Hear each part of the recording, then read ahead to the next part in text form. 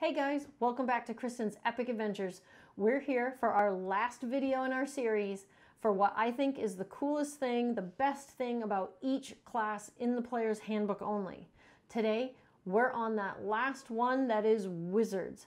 Make sure you join us for the entire series. They are all in a playlist to make them easy to watch. So make sure you subscribe to our channel so you don't miss any videos. Hit the notification bell so you know when the new videos are posted. And if you found this content helpful, share it on your social media and go ahead and hit that like button and give us a thumbs up so more friends can find us.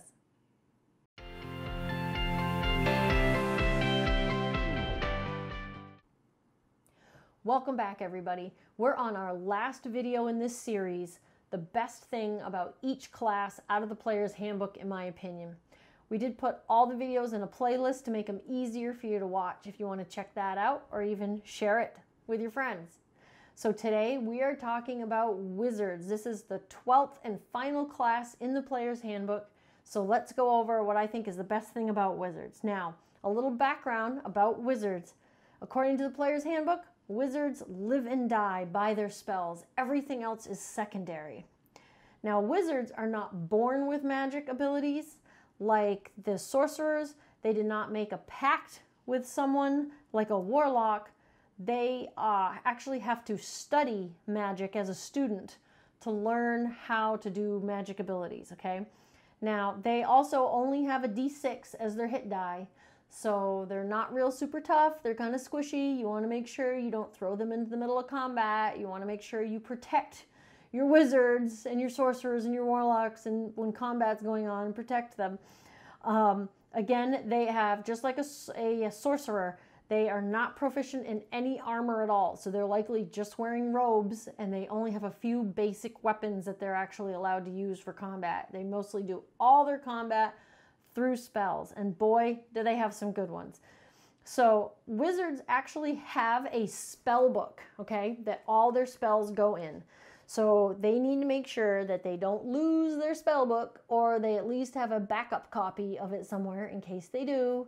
I know that there are stories of DMs messing with Wizards because someone stole their spellbook and things like that. So as a wizard levels up and learns more spells, they go in the spellbook, but they are also able to find spells around in the Dungeons and Dragons world. Maybe they find a spell scroll or a tome or something, or they buy a spell from someone, or someone gives them a spell, or someone teaches them a spell. They can copy that spell into their book, and then they know it in addition to the spells they get from leveling up. Now, if you're going to do that, you actually, there's a price to pay. For each level of the spell, it costs 2 hours and 50 gold to copy it into the book. But now it's then a part of your list.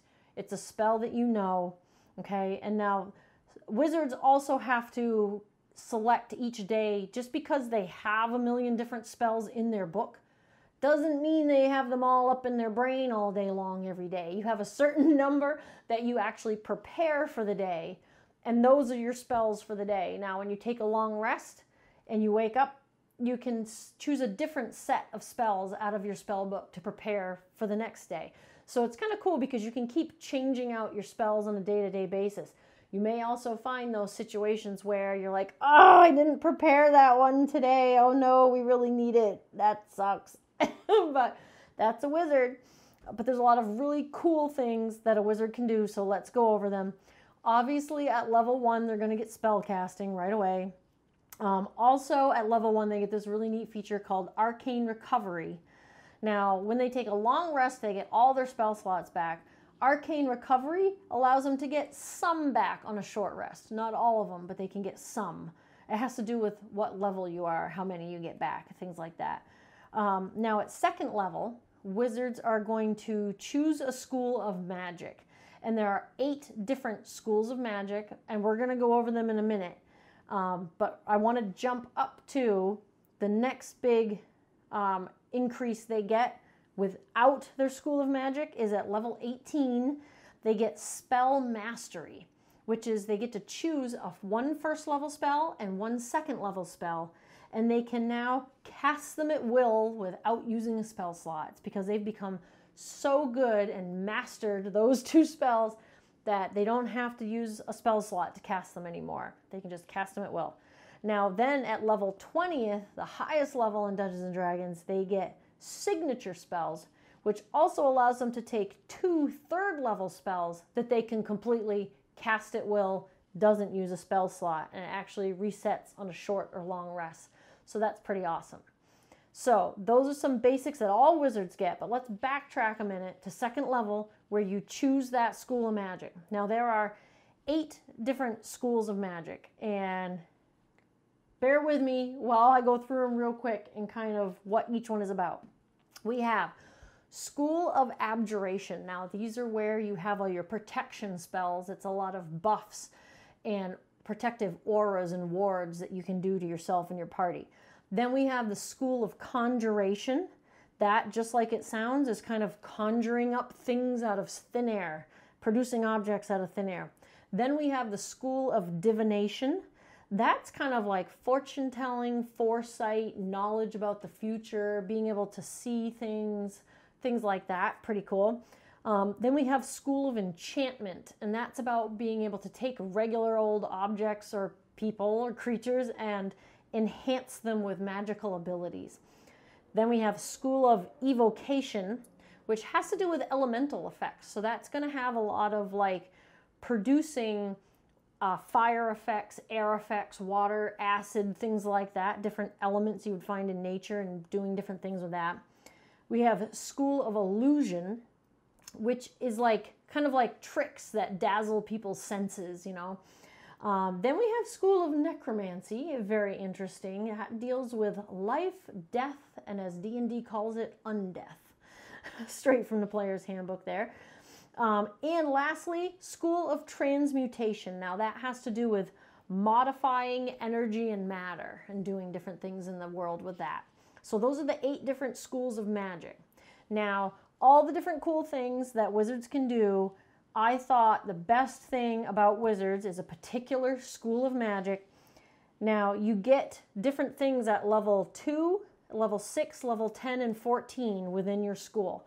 That's why it jumped from, hey, you get Arcane Recovery at level 1 all the way up to Spell Mastery at level 18, because there's School of Magic increases in between. So I read through every single school and all the things you get at all the different ones, and I chose as my favorite thing about wizards the School of Divination, okay? And I'm going to go over why right now.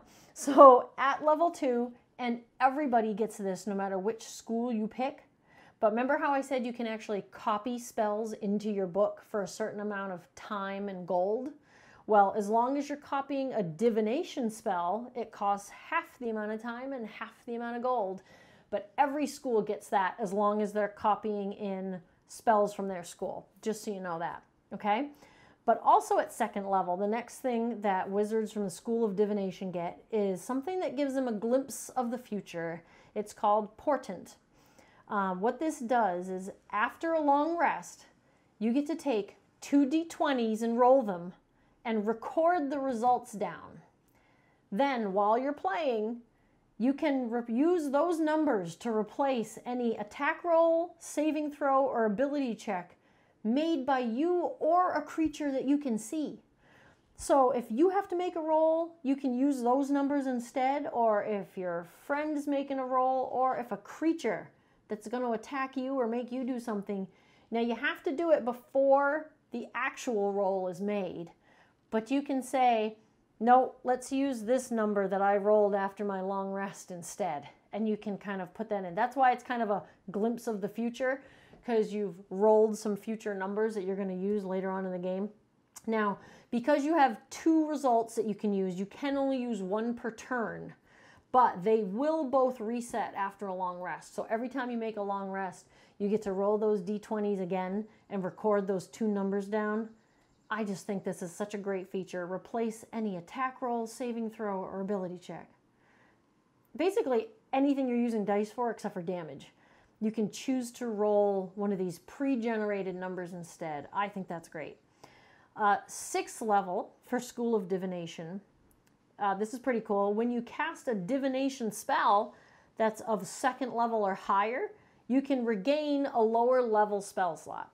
So as if you cast a 2nd level spell, you can get a 1st level slot back. If you cast like a 5th level spell, you can choose a 1st, 2nd, 3rd, or 4th level spell slot to get back. So that's kind of a cool way to get some of your spell slots back between short and long rests, as long as you're casting from the school that's your magical school for your wizard. And I think all the different schools do that at 6th level, I believe, as long as you cast one of your... Actually, I'm not sure now that I think about it. I didn't write that down, so it might not be true. Let me know if that's true. Does every school get that at level 6? You get spell slots back as long... That might just be divination. Bad notes on my part. Anyway, okay, level 10, this is also pretty cool. You get a feature for School of Divination called Third Eye.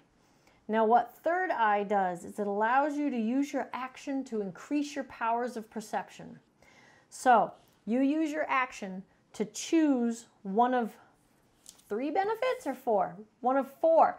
One of 4 different benefits that will last until you are incapacitated or until you take a long or short rest. And once you do that, you could choose another one. So these are the things you can choose from. There's really good stuff in here. Dark vision, see into the ethereal plane for 60 feet, read any language, or see invisible creatures and objects within 10 feet of you that are within line of sight. That's pretty cool too. It's supposed to be like using your third eye. I like it. Anyway, okay, up to the last increase for the School of Divination is level 14. That's actually a greater portent. So it's the same thing as what you had at level 2, but now, according to the player's handbook, your visions and your dreams increase in intensity, so you can have a little more foresight into the future. Now you get to roll 3 d20s and record the numbers down and use them in place of other rolls. Awesome. Totally cool. I'm all excited now to play a wizard from the School of Divination. Like I said, I read every single school, and every single one had 1 or 2 things that I thought were really neat, really unique, sounded really fun to play. But the School of Divination was the one where I found myself at every single one going, oh, that's cool. Oh, that's really neat. Oh my gosh, that sounds awesome. So I liked them all. So that's why for best thing, in my opinion, about wizards is School of Divination. So I want to hear, though, from you guys. Have you played a School of Divination wizard? Do you like a different type of wizard?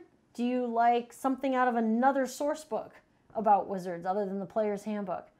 I want to hear some cool stories about the wizards you played in the comments down below. And that also concludes our series. We have now gone through every single class in the player's handbook. Wow, 12 of them. 12 classes, 12 videos. I hope you enjoyed them. I really enjoyed making them because I learned a lot about some classes. When I had first purchased my Dungeons & Dragons books, I did read through the player's handbook, so I probably skimmed over a lot of this stuff a few years ago when I started playing. But once I sat down to make these videos and I really went through each one, I now want to try playing every single class because now I know what my favorite thing is about each class. I guess I need to do a lot more playing. Anyway, I hope you enjoyed this series. Make sure you don't miss any of our future videos coming up. We are going to have some more Humblewood content coming up, as well as some content from other source books. And I might even throw in a few videos about some other RPGs besides Dungeons & Dragons. Gasp. Anyway, make sure you subscribe to our channel so you don't miss any of those videos. Hit the notification bell so you know when the new videos are posted. If you found this content helpful, share it on your social media. And give us a like with that. Hit that thumbs up button so more friends can find us. Thanks so much, guys. See you next time. Bye.